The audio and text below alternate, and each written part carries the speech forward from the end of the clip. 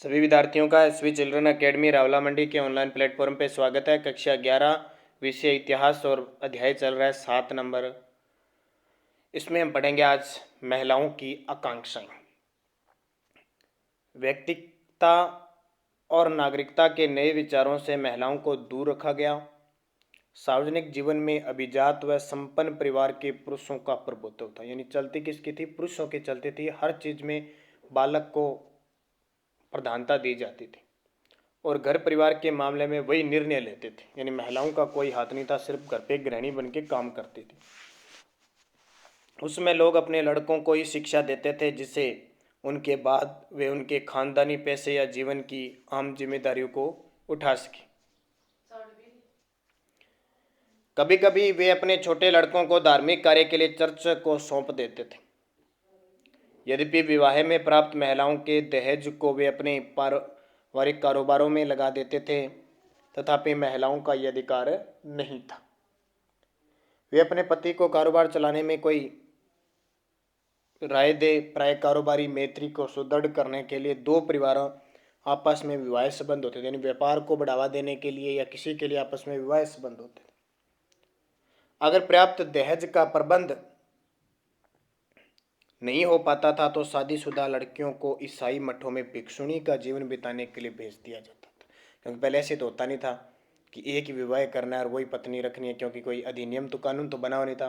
पहले एक पुरुष कितनी भी शादी कर सकता था, मन चाहे स्त्री से शादी कर सकता था, किसी को छोड़ सकता था, किसी को अपना सकता था, ये सिस्टम था। आमतौर पर सार्वजनिक जीवन में महिलाओं की भागीदारी बहुत सीमित थी और उन्हें घर परिवार को चलाने वालों के रूप में देखा जाता था। व्यापारी परिवारों में महिलाओं की स्थिति कुछ अच्छी थी। दुकानदारों की स्त्रियां दुकानों को चलाने में प्राय उनकी सहायता भी करती थी, कई जगह अच्छी थी। व्यापारी और साहूकार परिवारों की पत्नियां परिवार के कारोबार को उसी स्थिति में संभालती थी जब उनके पति लंबे समय के लिए दूर दराज स्थानों को व्यापार के लिए जाते थे। यानी पहले कोई साधन होते थे नहीं, थे भी गैर एरोप्लेन से गैर 2 घंटे में वापस आ गए, यानी व्यापार करने के लिए दूर दूर जाते थे। जैसे आज चले गए तो 6 महीने बाद घर पे लौटते थे, ऐसा। जैसे आजकल विदेश जाना समझ लो, वो सिस्टम होता था। अभिजात्य संपन्न परिवारों के विपरीत व्यापारी परिवारों में यदि व्यापारी की कम आयु में मृत्यु हो जाती तो उसकी पत्नी सार्वजनिक जीवन में बड़ी भूमिका निभाने के लिए बाध्य होती थी। पर उस काल की कुछ महिलाएं बौद्धिक रूप से बहुत रचनात्मक थी और मानवतावादी शिक्षा की भूमिका के बारे में संवेदनशील थी। वेनिस निवासी स्कांद्रा फेदेले ने लिखा है, यद्यपि महिलाओं को शिक्षा न तो पुरस्कार देती थी और न ही किसी सम्मान का आश्वासन, तथापि प्रत्येक महिला को सभी प्रकार की शिक्षा को प्राप्त करने की इच्छा रखनी चाहिए और उसे ग्रहण करना चाहिए। वह उस समय की उन थोड़ी सी महिलाओं में से एक ऐसी महिला थी जिन्होंने तत्कालीन इस विचारधारा को चुनौती दी कि मानवतावादी विद्वान के गुण एक महिला के पास नहीं हो सकते। फेदेल का नाम यूनानी और लातिनी भाषा के विद्वानों के रूप में विख्यात था। उन्हें पादुआ विश्वविद्यालय में भाषण देने के लिए आमंत्रित किया गया। फेदेल की रचनाओं से यह बात सामने आती है कि इस काल में सब लोग शिक्षा को बहुत महत्व देते थे। वे वेनिस की अनेक लेखिकाओं में से एक थी जिन्होंने गणतंत्र की आलोचना स्वतंत्रता की एक बहुत सीमित परिभाषा निर्धारित करने के लिए की, जो महिलाओं की अपेक्षा पुरुषों की इच्छा पर ज़्यादा समर्थन करती थी। इस काल की एक अन्य प्रतिभाशाली महिला मंटुआ की मार्चिसा इसाबेल दी इस्ते थी। इन्होंने अपने पति की अनुपस्थिति में अपने राज्य पर शासन किया था। यानी कई महिलाएं तो थी जो बहुत ही निपुण थी। देखो, अलग अलग निपुणता होती है, कई साहसी होती है, कई अलग अलग क्षेत्रों में इतनी अभिजात वर्गीय में पाई जाती थी कि वो अपने पति का कारोबार संभालते थे, अपने पति का इतना बड़ा सहयोग करते थे कि पूरा साम्राज्य संभालते थे। ठीक है। यद्यपि मंटुआ एक छोटा राज्य था, तथापि उसका राजदरबार अपनी बौद्धिक प्रतिभा के लिए प्रसिद्ध था। महिलाओं की रचनाओं से उन्हें इस दृढ़ विश्वास का पता चलता है कि उन्हें पुरुष प्रधान समाज में अपनी पहचान बनाने के लिए अधिक आर्थिक स्वायत्तता, संपत्ति और शिक्षा मिलनी चाहिए। लेखक और कूटनीतिज्ञ बाल्थासार आस्टियोलियोनी ने अपनी पुस्तक दी कोर्टियोर में लिखा है, मेरे विचार से अपने तौर तरीके, व्यवहार, बातचीत के तरीके, भाव भंगिमा और छवि में एक महिला पुरुष के संदर्श नहीं होनी चाहिए। जैसा कि यह कहना बिल्कुल उपयुक्त होगा कि पुरुषों को हट्टा कट्टा और पौरुष संपन्न होना चाहिए। एक स्त्रियोचित मधुरता का आभास उसके हर हाव भाव में हो, यह उसके चाल चलन, रहन सहन और हर एक ऐसे कार्य में हो जो वह करती है, ताकि ये सारे गुण उसे हर हाल में एक स्त्री के रूप में ही दिखाई दे, न कि पुरुष के संदर्भ। यानी एक स्त्री में जो गुण होने चाहिए वो उसके होने चाहिए।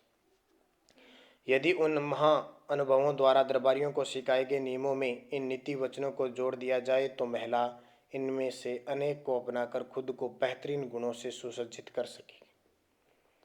क्योंकि मेरा यह मानना है कि मस्तिष्क के कुछ ऐसे गुण जो महिलाओं के लिए उतने ही आवश्यक है जितने कि पुरुष के लिए, जैसे कि अच्छे कुल का होना, दिखावे का परित्याग करना, सहज रूप से शालीन होना, आचरणवान, चतुर और बुद्धिमान होना, गर्वी, ईर्ष्यालु, कठोर, उदंड न होना, जिससे महिलाएं उन क्रीड़ाओं को शिष्टता और मनोहरता के साथ संपन्न कर सके जो उनके लिए उपयुक्त हो। ईसाई धर्म के अंतर्गत वाद विवाद, व्यापार और सरकार, सैनिक विजय और कूटनीतिक संपर्कों के कारण इटली के नगरों और राज दरबारों के दूर दूर के देशों से संपर्क स्थापित हुए। नई संस्कृति की शिक्षित और समृद्धशाली लोगों द्वारा प्रशंसा ही नहीं की गई वरन उनको अपनाया भी गया, परंतु इन नए विचारों में कुछ ही आम आदमी तक पहुंच गए क्योंकि वे साक्षर नहीं थे। 15वीं और आरंभिक 16वीं शताब्दी में उत्तरी यूरोप के विश्वविद्यालयों के अनेक विद्वान मानवतावादी विचारों की ओर आकर्षित हुए। अपने इतालवी सहकर्मियों की तरह उन्होंने भी यूनान और रोम के क्लासिकल ग्रंथों और ईसाई धर्म ग्रंथों के अध्ययन पर अधिक ध्यान दिया। पर इटली के विपरीत यहाँ पेशेवर विद्वान मानवतावादी आंदोलन पर हावी रहे। उत्तरी यूरोप में मानवतावाद ने ईसाई चर्च के अनेक सदस्यों को आकर्षित किया। उन्होंने ईसाइयों को अपने पुराने धर्म ग्रंथों में बताए गए तरीकों से धर्म का पालन करने का आह्वान किया। साथ ही उन्होंने अनावश्यक कर्म कांडों को त्यागने की बात कही और उन्होंने यह कहकर निंदा की कि उन्हें एक सरल धर्म में बाद में जोड़ा गया। मानव के बारे में उनका दृष्टिकोण बिल्कुल नया था क्योंकि वे उसे एक मुक्त विवेकपूर्ण कर्ता समझते थे। बाद के दार्शनिक बार बार इसी बात को दोहराते रहे।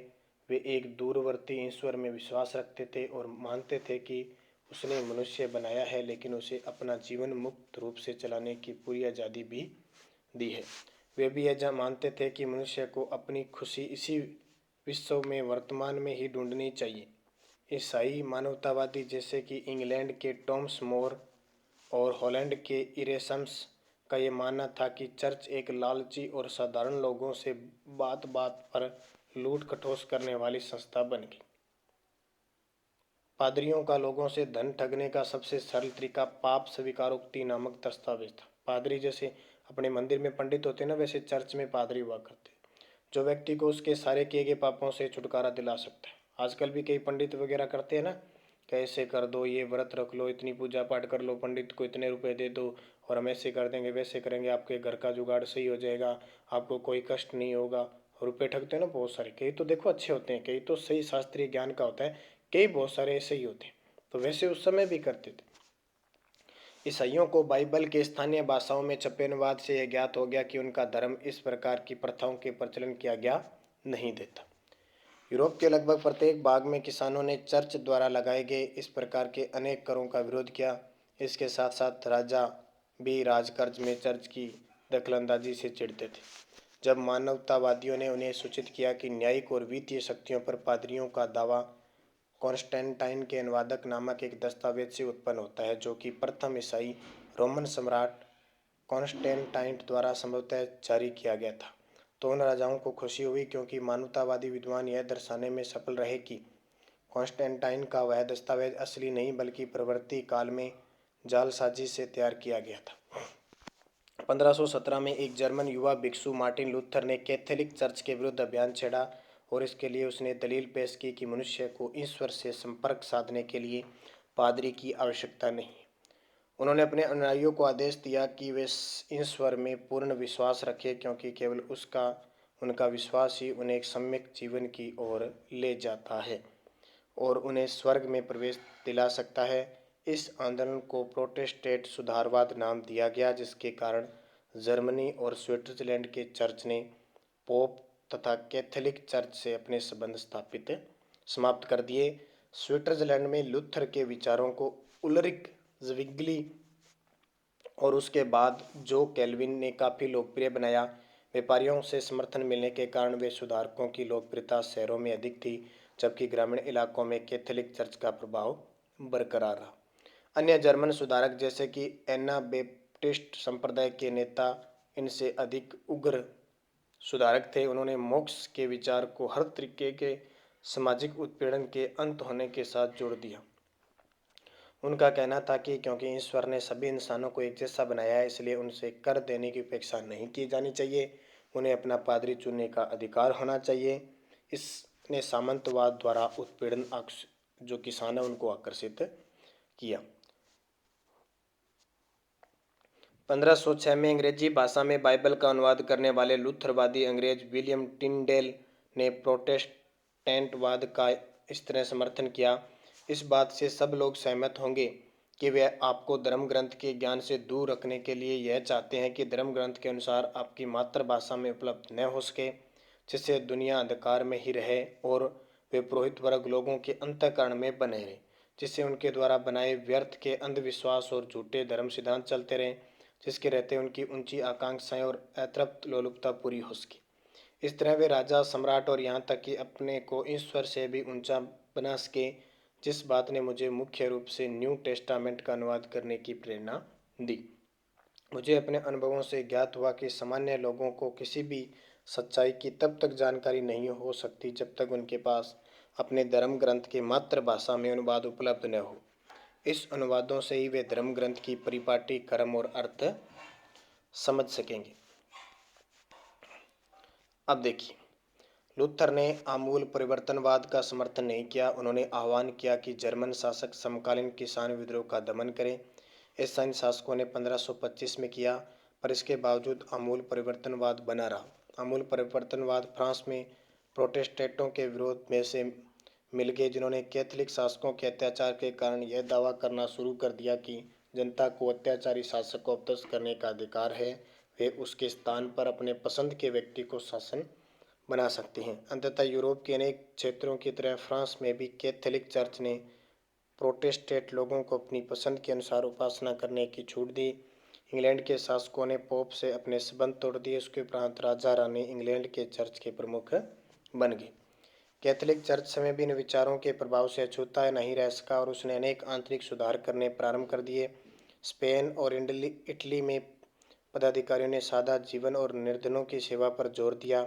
स्पेन में प्रोटेस्टेंट लोगों से संघर्ष करने के लिए इग्नेशियस लोयोला ने 1540 में सोसाइटी ऑफ जीसस नामक संस्था की स्थापना की।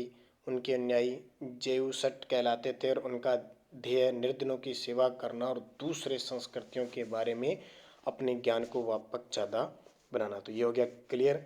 अब अपने कल इसको पढ़ेंगे, कोपरनिकसीय क्रांति कैसी थी। तो यहाँ से 16वीं और 17वीं शताब्दी के बारे में चर्चा अगले नेक्स्ट टाइम करेंगे।